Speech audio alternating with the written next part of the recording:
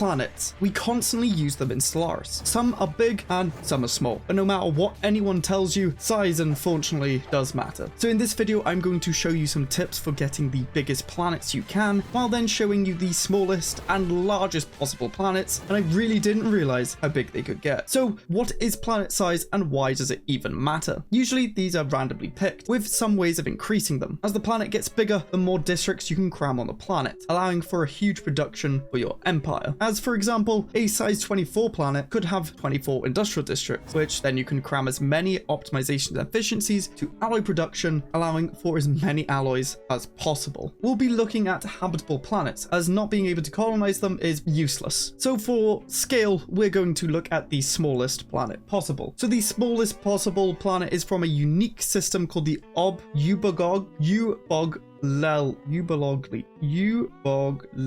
This system. We get a broken world with 3 planets surrounding it. We have the Gaia world that is a size 5 planet, barren world that's size 6, and another barren world that's size 3. These sizes can range, I believe, and the smallest possible one is size 3, which we got here. This is incredibly small and not useful for that much, but a planet's a planet. There will be other small planets from events, but we're not going to look at all of the small planets. We're going to try and find the biggest planet, as that's what you came for. Let's first look at naturally spawning planets and then move on to ways we can increase the size, and then events and RNG that can get the biggest size possible. So habitable moons have a size of between 10 and 15. This is randomly generated every time a moon is generated. Then habitable planets have a size between 12 and 25. So if you ever find a planet that's size 12, you are very unlucky. That's the lowest possible number. Homeworlds that you spawn from your capital have a size of 18 to 21 unless an origin affects this. Now, something really interesting that I didn't realize till now, Earth always spawns as the same size. You might be wondering, well,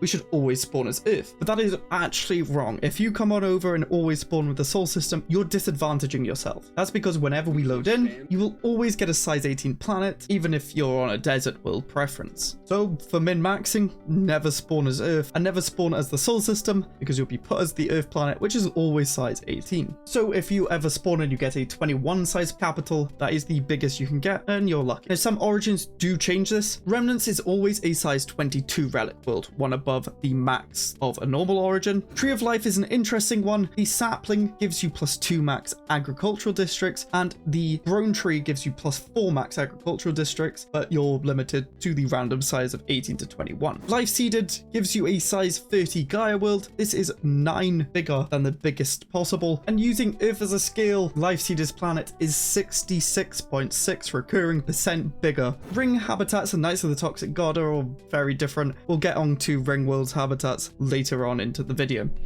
And Ocean Paradise is also a 30 size ocean world. So with habitats, you will build a central complex. This will be a colonizable size 6 habitat, and a major orbital will also be constructed, granting max district size, and depending on the planetary deposit, you'll get some more bonuses. The habitat administration also gives you max district slots, so we're currently at 10, but if we built around the sun, we get available more districts because it's had a resource of energy, but then we only get another district slot if we build 2 major orbitals. So now we're up to 11. Minor orbitals then give available districts based on the resource, but since this moon has no resource, it will only give building slot size. Habitats won't be able to get the most size at all districts, so we're just going to ignore habitats, but it's good to know that they exist. So what about rings? Well, rings have a size of 10, but these districts are very strong, giving you quite a lot of jobs and research, but this is also never going to be huge like what we're going to get to. So these two things we can just ignore. I'm stopping this video so you click subscribe, okay? It's free. You help me out. You've got this far in the video. You may as well just click that subscribe button if you have already. Thank you. Put the notifications on. Don't forget the notifications. Now we can play the video. Okay, thank you. So how do we increase the size of planets? The main way is through the hydrocentric ascension perk. To get this, you must be aquatic with the ocean preference species trait. Then you also need terrestrial sculpting technology as well as an available ascension perk. It gives you a whole bunch of bonuses. The one that we care about is the building of ice mining stations. If we build this in a system with ice asteroids or a frozen world, we can then use the expand planetary seed decision on our ocean worlds. This can can be used 3 times, and each time it increases the planet size by 1. So we can get a total of 33 planet size. So something you might be realizing is that I keep saying planet size and max district size, especially when we're talking about habitats. Max district size does not increase the size of the planet, but it is giving you more districts, which is the thing that we really care about. So we're basically artificially inflating the planet size with more districts. However, I'm going to count this, as the thing we care about is the amount of districts on a planet. I'll make sure to tell you what is planet size and what is max district size. We'll call this combined size effective planet size, as it's giving us districts for each planet size. With that out of the way, the next thing that we can improve our effective planet size is Mastery of Nature. This importantly gives us +2 max districts. To use it, we must get the Ascension pick, Mastery of Nature, then come over to our planet, then we'll have the Mastery of Nature decision. This will give us +2 max district size. As you can see, we now have a modifier with +2 max districts, but our planet size stays at 33. With the amount of districts we can get is up to 35 because we're getting +33 from planet size and then +2 from Mastery of Nature. We can then get another one by coming over to expansion and finishing this tradition. This will give us +1 max district to non-artificial planets only. So now we have a total of 36 maximum district. Next is using the orbital rings. You can use a construction ship to construct this ring for 50 influence and 1000 alloys, and then you can build a habitation module, which is unlocked with anti-gravity engineering, and this will give +1 max district to each one you build. So when we upgrade the orbital ring to each tier, we do need the upgraded planetary capital, which comes at population. Once you have enough population, you can upgrade it twice, upgrade your orbital ring, and get more max districts, raising this planet from 33 to 40, which is insane because it's over double the default size of Earth. The next and final way of mechanically increasing your planet's effective size is alien topography. This is a technology from observation insights from pre-FTLs, and it gives you +1 max district size. Next, we'll be talking about events. The first event is the Sky Dragon Parade. If you defeat the Sky Dragon, you have an option of doing a parade, and you can get a modifier reward called the Sky Dragon's Plume Planet Modifier. This gives you 20% more max districts. This calculation includes your planet size plus all of the other bonuses that you've gotten, so this can add up quite a lot. There's another situation that can happen, and that's the subterranean civilization. When you colonize a planet, this event could fire. You can get +3 maximum districts from exterminating them, and then another +3 maximum districts from a later event. You can only get this event once per game, and it happens 2 to 3 years after your colony has been founded. Okay, so this is pretty much all the things you can do to increase your planet size. It's not huge, but we can manipulate the game to our heart's content to get the theoretical maximum effective planet size. So the biggest gas giant that you can get is around 50. Now, I'm not entirely sure about this. It's really hard to verify this data because they don't have a planet size associated to them in this state. However, that's what we're going to roll with for our calculation. We can get an anomaly on a gas giant, which says Clouds Dance, but it's also called the Deceptive Gas Giant. This adds +25 to a gas giant and turns it into a barren world. So as you can see, when this anomaly finishes, we get the Deceptive Giant, it's revealed a barren planet, and we gain 200 XP. So here is our barren planet. It's pretty useless. We can't terraform it. However, there is a legendary paragon, the Astro Crater Azarian, that can actually terraform a barren world into a Gaia world 3 times in its life. So obviously this is already stacking RNG upon RNG, but this is the theoretical maximum. This could happen in a game. So with the Astro Crater Azarian, we can come on over, use one of the nuclei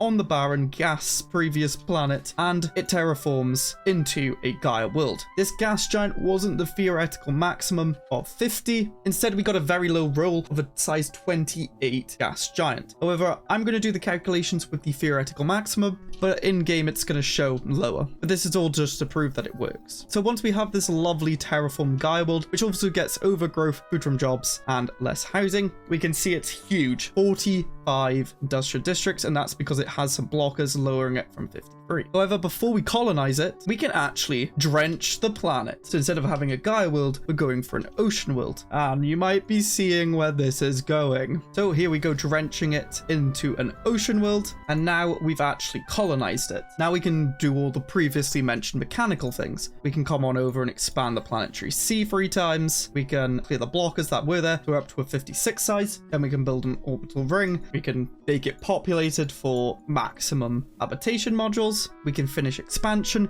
We can finish alien topography, and we can grab mastery of nature and do that decision. So our planet here has a 56 size, but we're getting 64 effective planet size. So we can get 64 industrial districts. If we instead got the highest roll on our gas giant, we would be on an 86 district capacity. That is crazy. But then if we got super lucky and got subterranean civilization, we'd get another +6. This is a 92% effective planet size. So you could have 92 industrial districts. Then if we did find the Sky Dragon and defeated it, we could get the Sky Dragon Parade, which then gives us 20% more max districts. So our planet here now has 76 max districts, but our theoretical maximum would have 110 total districts. That is insane. You can have so many industrial districts or any other districts that you want. Industrial districts are uncapped and match the max planet size, so we could have a fair few jobs and just cram ascensions to make it the most efficient damn alloy world that's ever existed. Now be sure to let me know if I've missed anything. I'll update the pinned comment with anything that I may have missed and the updated calculations. If you enjoyed this theorizing and stupidity of breaking Stellaris, you'd love me theorizing the best way to get all the achievements and actually applying it in game. Click here to watch the series.